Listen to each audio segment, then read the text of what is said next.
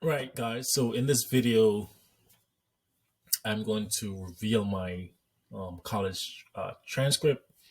Uh, so obviously, some of the stuff that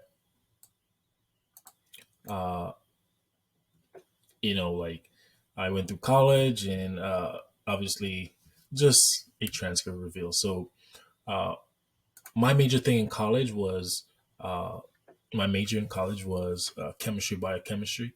And essentially, I actually started off as a pre-pharmacy major at the University of West Florida. But I knew that I also wanted chemistry. So essentially, in my second year, I think I changed my major to chemistry, biochemistry. So I went to college from 2016. I started in January, so I went from 2016 to uh, June or May of 2020. So that was about 4.5 years. So I spent about 4.5 years in college. So don't be judgmental. Obviously, we finished. Some people finish in 4 years. Some people actually more than that, even 5 years, 6 years, and some people uh, finish in less than four. But most of the times, it's usually more than 4 years. So you can see that I got my associates on the 15th of December 2018. And then essentially I got my bachelor's of science where I finished as a summa cum laude um, on the 2nd of May 2020. So for those of you guys who do not know what a summa cum laude is, essentially it is the highest um, honors you could get at the undergraduate level. And that is finishing with a 3.9 or above. Right? So about 3.9 to 4.0, you would get the distinction of a summa cum laude, whereas for magna, it would be about from 3.8 to 3.9. And then cum laude would just be from 3.7 to 3.8. All right. So let's talk about some of the classes that I took in college.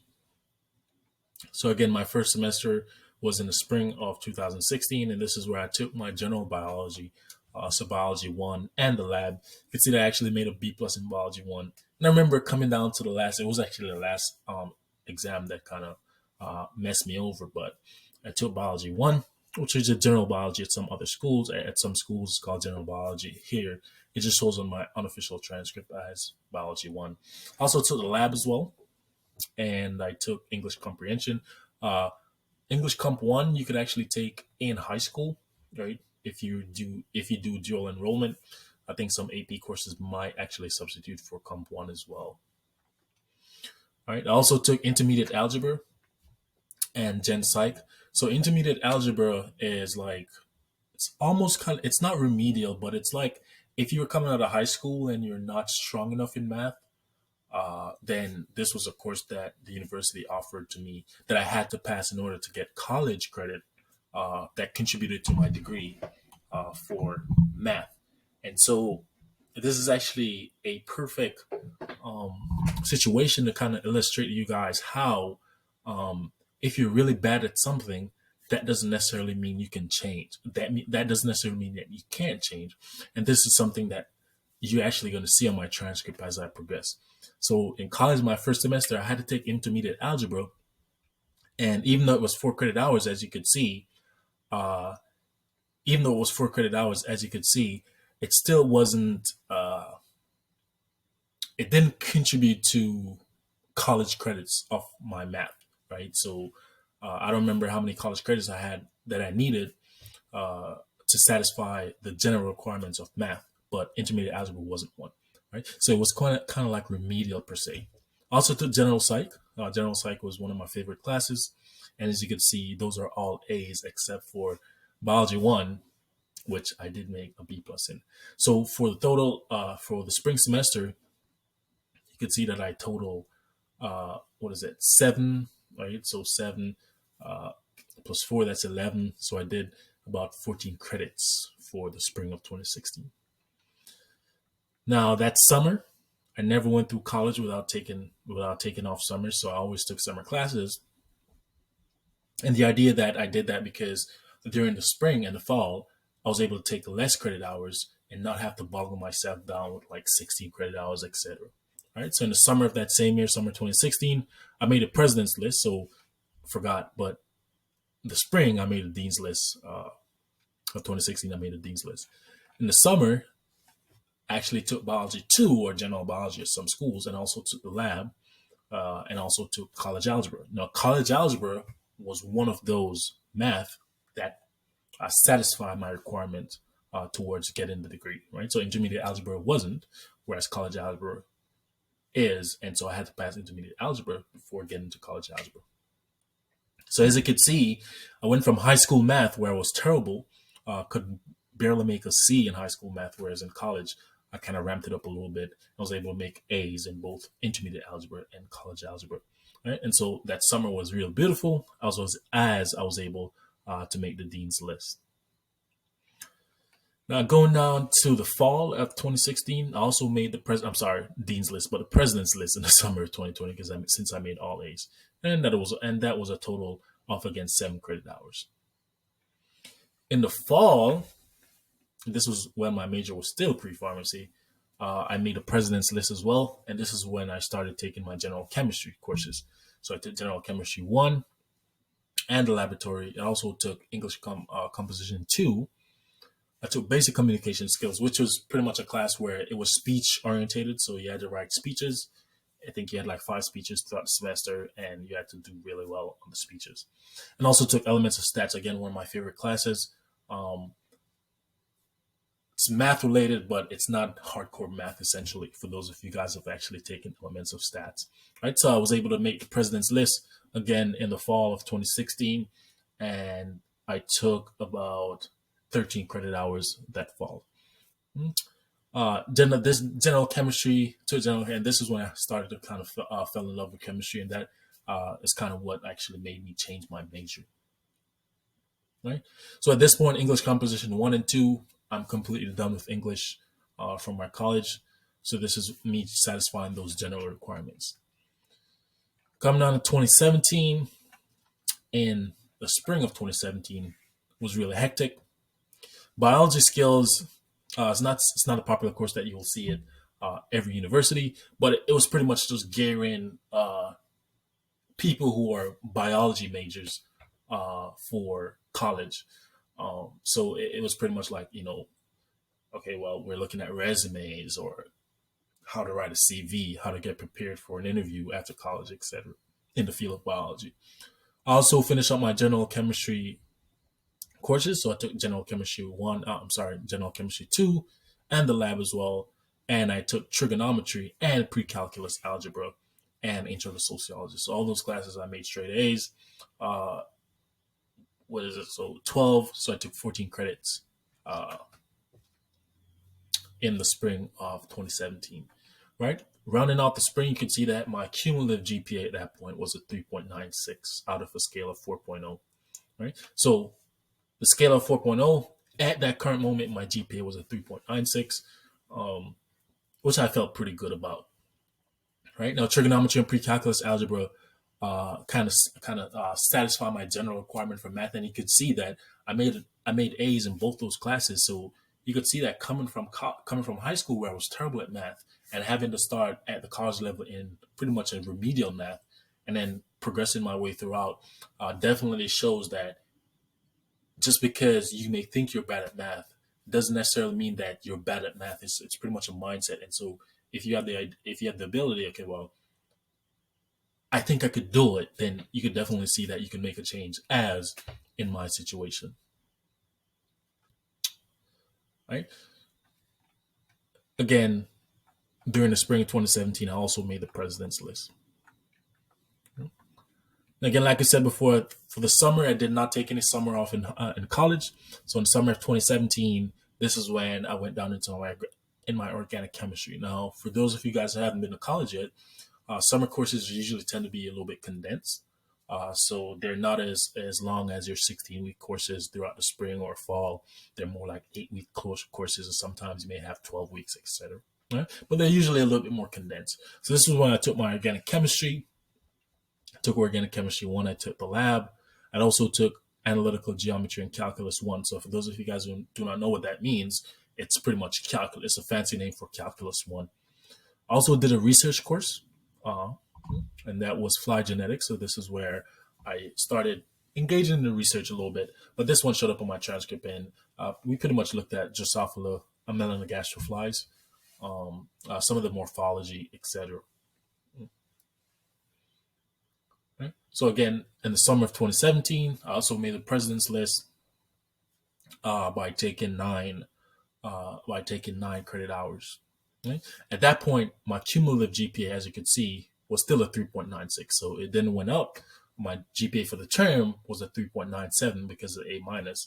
But again, my cumulative at that point was a 3.96.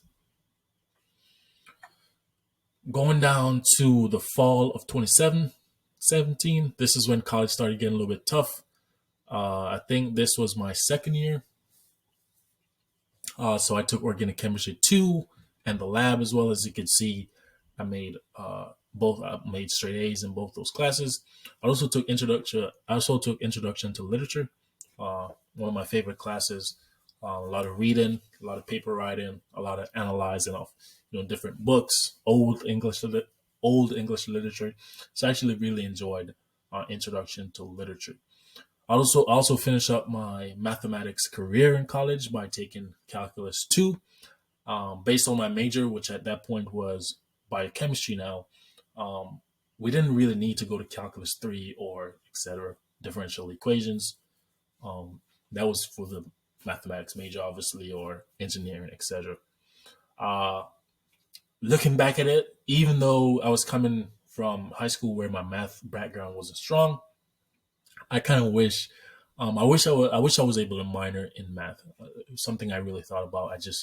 The money was really a problem in that situation. Now, university physics, for those of you guys who do not know this is pretty much physics with calculus. So as a chemistry major, there are two types of physics in college. You have general, well, apart from like electromagnetics, like your optics, etc. The general physics, you have general physics, which is just physics that maybe biology majors would take, or any other non-physics major or chemistry major. But if you're a if you're a chemistry major or a biology major, I'm not biology, but chemistry major or a physics major, obviously, or some sort of mechanical engineering, that type of stuff, programming, you're going to take the physics with calculus. Now, at my school, the University of West Florida, they called it University of Physics at the time, but it's still the same thing as physics with calculus. As you can see, I made A minuses in both those classes, so I was really proud of myself because prior to that moment, I had never taken physics a day in my life. And so it was really kind of integrated and kind of difficult, but it helped that I had to take, as a prerequisite, you needed calculus 1 to be able to take physics 1, or university physics in this case. Right? So I finished up with a cumulative, I made the dean's list at that point. I think the president's list is only if you've made a 3.9 or above for that semester. Right? So my GPA was a 3.95, cumulative at that point, where my GPA for that term was 3.92. Right? So I still felt really comfortable in college at this point. Going down for the spring of 2018, I took that summer off. So for the spring of 2018, not summer, I'm sorry, not even there yet. But going down to the spring after the fall, going into the spring of 2018, I also made the dean's list. And some of the classes, this is when I started going into my major classes. So the 2,000 level classes and 1,000 level classes are what they call like the lower level classes, whereas the upper level classes are your 3,000 level classes and your 4,000 level classes.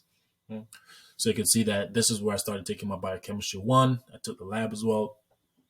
And because I'm a chemistry major now, I'm starting to go into the chemistry side of things. So I took analytical chemistry as well as the lab.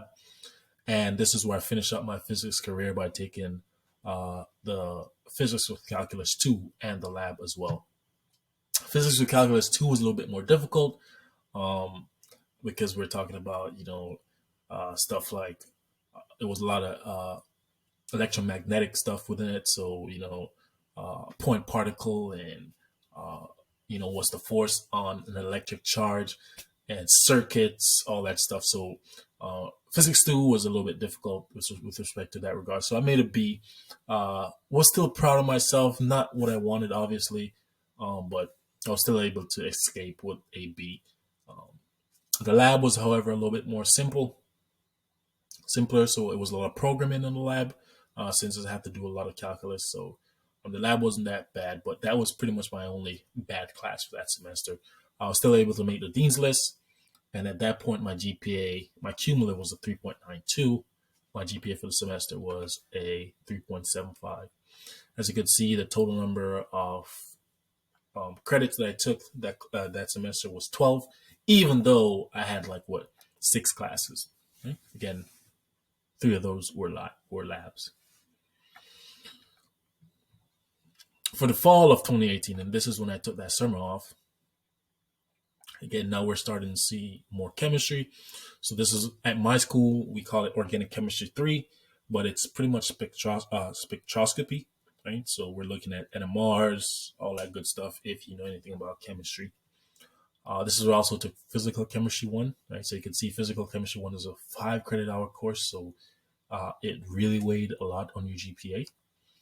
Advanced Lab Techniques was a 2 credit hour class. It's pretty much, like it said, it's a lab, but it's advanced in organic chemistry. So it's an organic chemistry lab that is more advanced. So it's not your organic chemistry 2 or 1 classes that you may see, at the undergraduate level. It's more for upper classmen who are in chemistry. So this is about my junior year in college. Seminars in chemistry, again, this is where people from different universities come and present, and you just write a summary, right? And those were actually the 4 classes that I took. And the reason why is because it was still, was it 8? All right, so this was about what? Oh, missing one, but Ethics in Contemporary Society, which is also something I liked. That was my last class. So I took 5 classes that fall. Again, I had 8. All right, so I took about 13 credit hours. So Ethics in Contemporary Society, again, ethics, pretty much self-explanatory. So still able to make the dean's list that fall of 2018 with an A- and a B+. My overall GPA at that point, my cumulative dropped to about 3.89, whereas my current, right, for the term, I made a 3.69 simply because I only made a B. I made a B+ in a 5 credit hour course, so it really weighed a lot on the GPA. Right, so at that point, it's pretty content with college, still doing well. I wanted to finish as a summa cum laude, and at this point, the 3.89 as a cumulative wasn't going to cut it. I was going to be a magna cum laude, so I had to make all A's the next semester and outwards. So for the spring of 2019, I finished up my biochemistry. I finished up my physical chemistry, which physical chemistry 2, which was pretty much a quantum mechanics course, as well as I took the lab, which was a 2 credit hour course. Medical terminology, right? I wanted to go to medical school, so I took medical terminology as an elective.